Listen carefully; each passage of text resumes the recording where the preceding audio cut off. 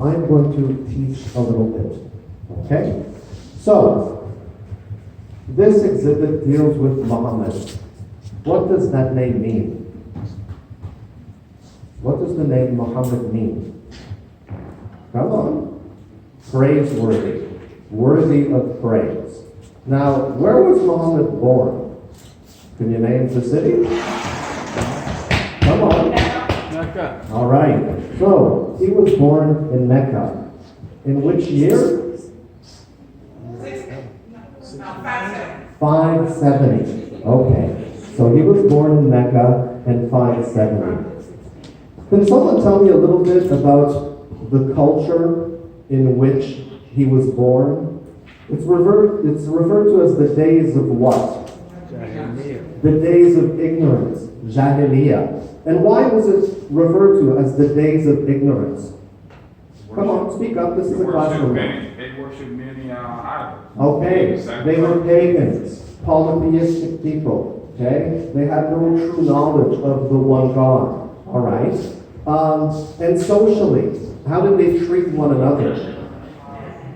They treated each other horribly. Okay, so this was a society rife with injustice. What types of injustice?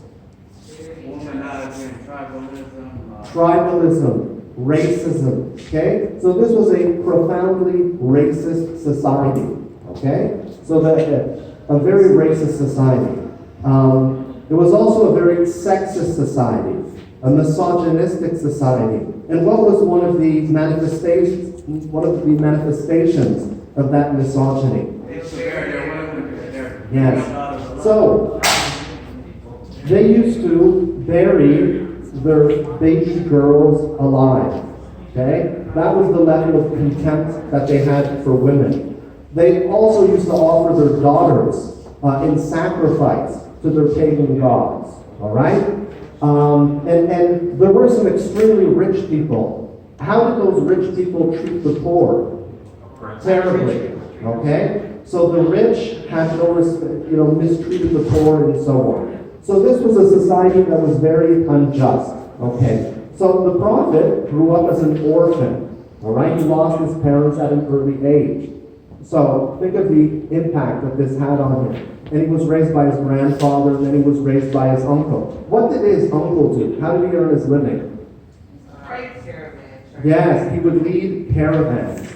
And where did these caravans go? Well, they went down to the Yemen, they went to Oman, they went all the way up to the Sinai Peninsula, into Egypt, throughout the Levant, Syria, and so on, Iraq, all the way up into Armenia. So he spent his childhood traveling, okay? So he wasn't just familiar with the situation in his homeland, but he was similar with what was going on in the world. And it wasn't much better. There were two superpowers at that time. They were what? Yes, the Persians and the Romans. So you had the Sassanid Empire, and you had the Byzantine Empire, and it was kind of like, the Soviet Union and the United States type of Cold War thing, lots of hostilities back and forth. And how did they treat their minorities? The Persians, for example. Terribly, okay? They persecuted the Christians, and what about the Byzantines? They claimed to be Christians, but how did they treat the minorities? How did they treat the Jewish people? Terribly. Okay? They had forcibly converted them to Christianity. All of the other denominations were persecuted. And so the prophet was traveling as a young boy throughout all of this region. And during one of his trips to Syria, there was a cloud that was following him as a young boy. And then there was a monk. Does anyone remember the name of the monk? Bahira. And he recognized that this young boy would grow up to be a prophet and that he would bring justice to the people. And later on in his life, there was another monk by the name of Nastur, who was an Nestorian Christian, also from Syria, who foretold that this young man, the praiseworthy one, would become a prophet.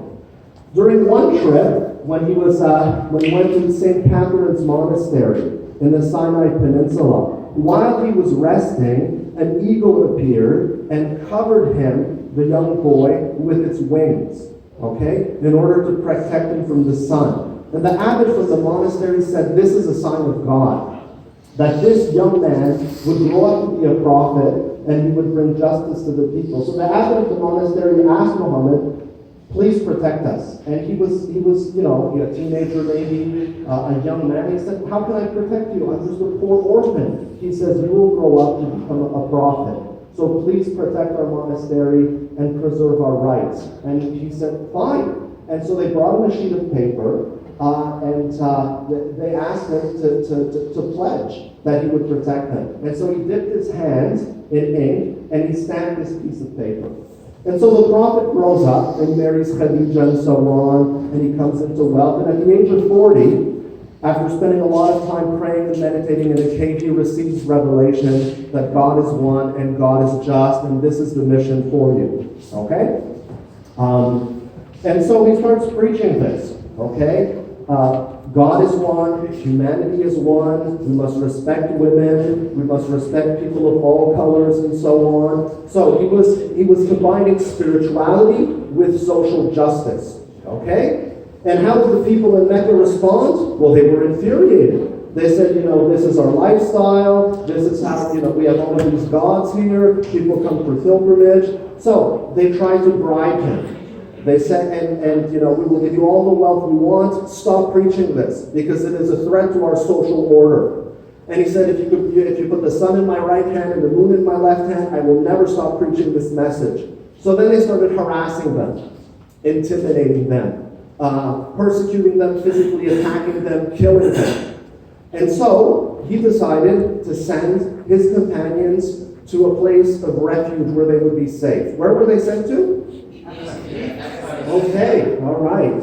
And he described it as the land of a righteous king, right? The land of a Christian king where no man is wrong.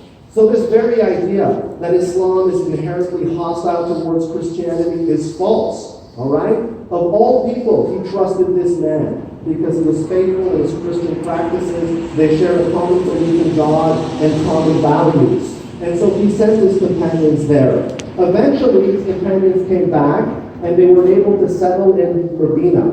All right? And so the prophet didn't impose himself there. The people of Medina were divided between Jews and pagans, and they had been at war with one another forever. And they had heard of these revolutionary ideas emanating out of Mecca. And they said, you know what? This is the solution to our problems.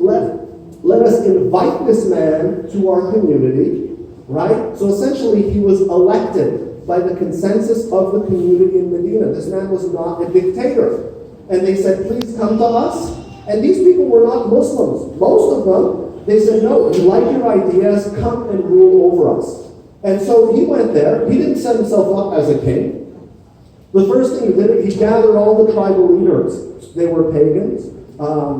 They were Jewish, and there were also Christian tribes there, and he sat down with them. And they drafted what is known as the Constitution of Medina. And this is the first written constitution in the history of humanity. And he established all kinds of revolutionary principles.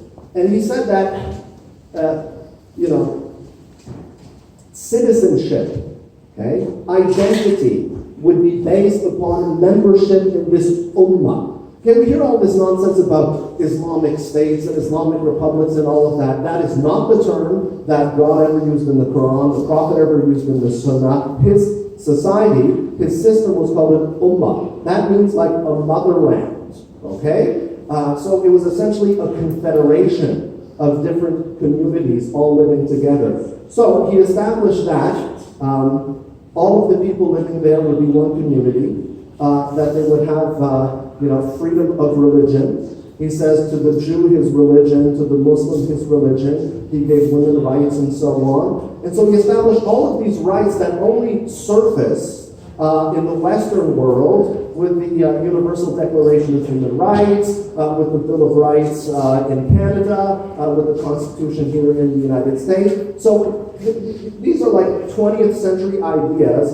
that trace back to 7th century Medina. And so he creates this society, and word spreads. In the second year of this hijrah to Medina, a delegation of monks from St. Catherine's Monastery come to Medina in his mosque, and they say, "Do you remember the promise you made to us when you were a young man, that you would protect us?" And he said, "Absolutely, and my intention is to fulfill my promise." So that's when he issued that Ashtinameh, the letter of peace, the covenant of the Prophet Muhammad with the Christians from St. Catherine's Monastery, where he says that no monk will be expelled from this monastery, no hermit from his hermitage, and he protects the religious institutions, he protects them from oppressive taxation, because these minorities were oppressed by taxation by the Romans and by the Persians and so on.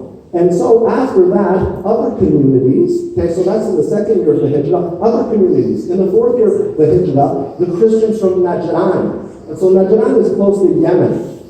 And it was a Christian city. And so they came to visit the Prophet in Medina. And they had theological discussions and debates. And it got heated, right? But they agreed to disagree. And they decided to focus on what they shared in common, okay? Which is exactly what we are trying to do with this interfaith and interfaith movement. Focus on the things we share in common. And when it came time for these Christians to pray, they were leaving the mosque. And he says, "Where are you going?" They said, "Well, we have to celebrate Mass." And he said, "This is a house of God. So you celebrate Mass in my mosque." So isn't that the greatest manifestation of tolerance and pluralism and coexistence? After that, other delegations came. The Armenians came, the Assyrians came, and he granted covenants and treaties and pledges of protection to all of these minorities. They placed their bets on him that he would succeed because these ideas were so profound and liberating. And that's exactly what happened. After Islam spread towards the end of the Prophet's life throughout all of Arabia and during the early Caliphate, Islam spread to all of this region and protected these religious minorities. So that places everything in context. Thank you.